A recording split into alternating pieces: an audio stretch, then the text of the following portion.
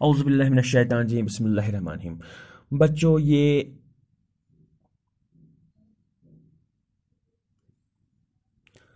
Class 7th की geography का chapter number 3 है और चैप्टर का नाम है आवर चेंजिंग अर्थ। आज यानी 5 मई 2020 को हम इस चैप्टर का एक नया टॉपिक शुरू करने वाले हैं और टॉपिक का जो नाम है वर्क ऑफ सी वेव्स। आज हम सी वेव्स के बारे में पढ़ेंगे कि यह कैसे कैसे लैंड फॉर्म्स को बनाते हैं और ज़मीन पे बदलाव लाते हैं। तो सी वेव्स जो होती हैं वो आकर के टकराती हैं जो भी रॉक्स होती हैं वहाँ पे, तो इस तरीके से टकराने की वजह से वो धीरे धीरे केविटी बनाते हैं, मतलब कि केव्स बनाते हैं।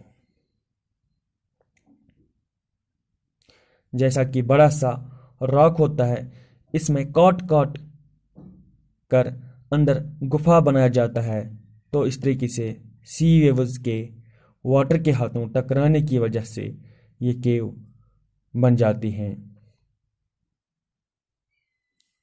यहाँ पे आप देखिए, ये सी केव है और धीरे धीरे ऐसा होता है कि ये सी केव्स का केविटी बढ़ता जाता है और पूरे तरीके से ओपन होता है, तो इससे सी आर्क कहते हैं। यहाँ पे आप देखिए, यह है सी आर्क।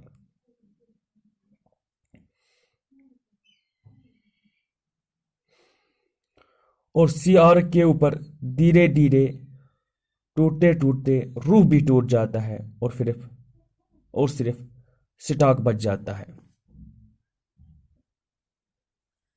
क्या बच जाता है? स्टॉक बच जाता है।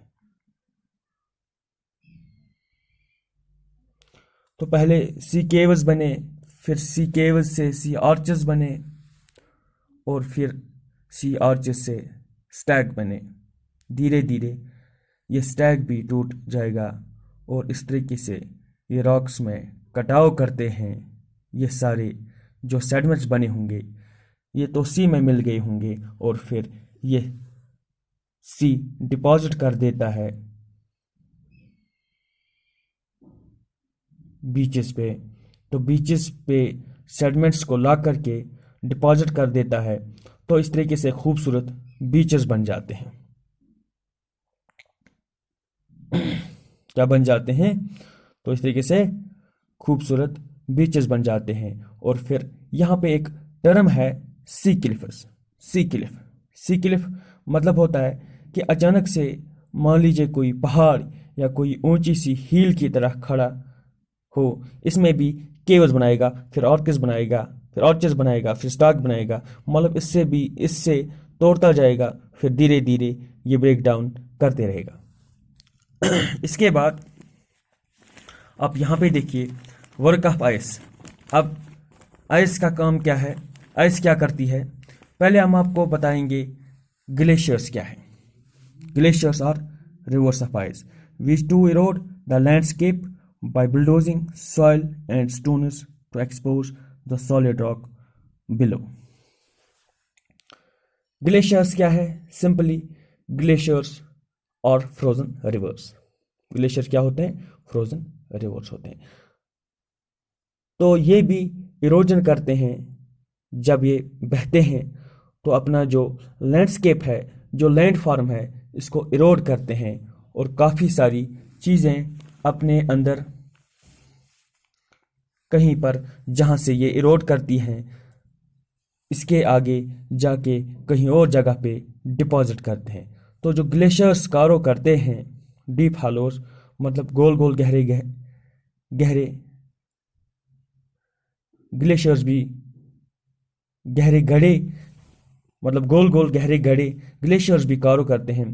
फिर जब आइस मेल्ट होती है तो इससे क्या हो जाता है, जो गड्ढे गड्ढे वो बना देते हैं डिपॉजिट के बाद, और एक जगह तो इरोजन होता है, जहाँ से इरोजन होता जाता है होता जाता है, वहाँ से लेक टाइप फॉर्म हो जाता है, और फिर वो जो इरोडेड मटेरियल होता है वो कहीं जाके डिपॉजिट भी करती होंगी। तो जहाँ पे इरोजन होता है वहाँ पे खूबसूरत लेक्स बन जाते हैं।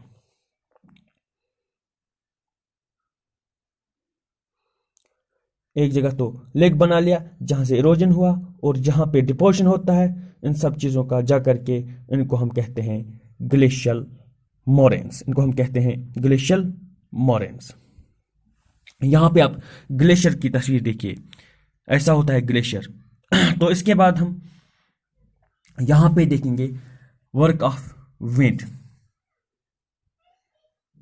तो विंड क्या करती है?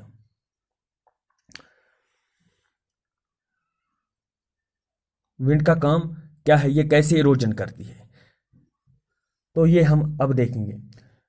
देखिए डेजर्ट्स में इरोजन और डिपोजिशन का एक एक्टिव एजेंट विंड होता है। इन डेजर्ट्स में मशरूम टाइप की रॉक्स आपको मिलेंगी जिनको हम कॉमनली मशरूम रॉक्स कहते हैं। इन desserts you can see rocks in the shape of mushroom commonly called mushroom rocks. इनको हम क्या कहते हैं? मशरूम रॉक्स कहते हैं। विंड ज्यादा इरोड करती है रॉक्स के लोअर सेक्शन को बनिस्बत अपर पार्ट को। Therefore, such rocks have narrower base and wider top. In rocks का नैरोअर बेस होता है और वाइडर टॉप होता है। और जब हवा चलती है, when the wind blows, जब हवा चलती है तो रेत को उठा करके एक जगह से दूसरी जगह पहुंचाती है। जब हवा चलना बंद होता है तो रेत गिरती है और डिपॉजिट हो जाती है हिल लाइक स्ट्रक्चर्स पे। इनको हम सैंड ड्यून्स कहते हैं। These are called sand dunes. इनको हम क्या कहते हैं? Sand dunes. When the grains of sand are very fine and light, the wind can carry it over very long distances. When such sand is deposited in large areas, it is called losses. Large deposits of losses is found in China. जब रेत के दाने fine और light होते हैं तब ये हवा उनको कहीं दूर ले जाती है, और जब ये रेत डिपॉजिट हो जाती है लार्ज एरियाज में, इसको हम लॉसेस कहते हैं। बड़े डिपॉजिट्स ऑफ लॉसेस कहाँ पे पाए जाते हैं? तो बड़े डिपॉजिट्स ऑफ लॉसेस जो है वो चाइना में पाए जाते हैं।